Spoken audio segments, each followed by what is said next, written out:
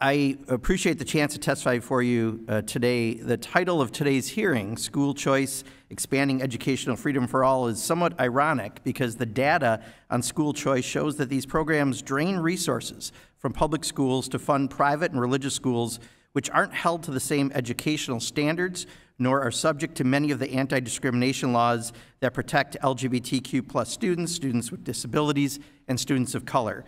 I served for 14 years in the Wisconsin State Legislature during one of the first in the nation school voucher experiments, and I'm glad to share some of the findings. Vouchers fund students already attending private schools, not low-income kids.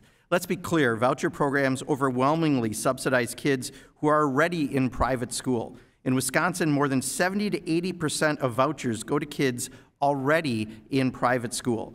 Wisconsin's program started with 511 students in the 2013-14 school year and now has an enrollment of over 17,000 students. And each year, the program has consistently enrolled more students from private schools than from public schools. Cutting their resources to subsidize kids attending private schools that their parents can already afford is not about education, it's really about tax breaks.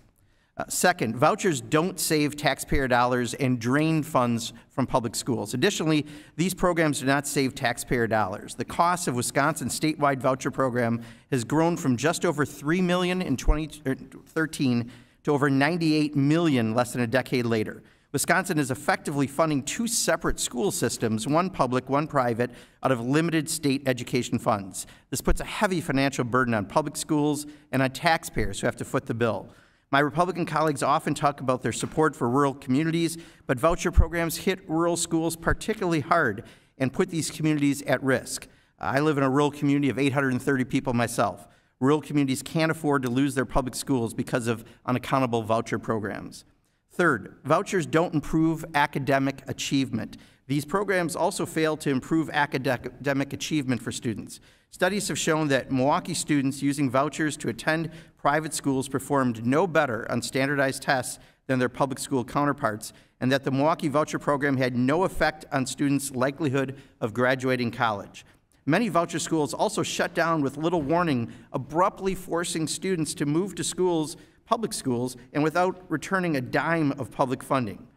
One study shows that 41% of all private voucher schools operating in Milwaukee between 1991 and 2015 failed.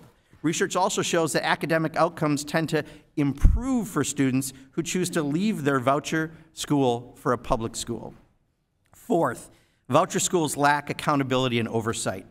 Finally, for my colleagues who love to talk about accountability for federal spending, it's worth noting that these school choice programs have zero accountability for taxpayers. When Wisconsin first started the voucher program, the standards were incredibly loose. There was a school that used their government funds to lease Cadillacs. Another school that received funds was run by someone who said he could read a book simply by placing his hand on it. While eventually the standards were improved, voucher schools are not subject to the same requirements and oversight as public schools, meaning there's little to protect taxpayers from these types of abuses. It is clear that public funds belong in public schools, which serve all students regardless of whether they have special needs or their economic situation. The data shows that voucher programs lack basic oversight measures, sometimes fund discrimination, and fail to improve academic achievement for the students that participate. Our nation's public schools are already resource-starved, struggling to fund livable salaries for teachers, basic infrastructure upgrades, or manageable classroom sizes. We need to invest in them for better results. Thank you for this opportunity to speak today, and I yield back.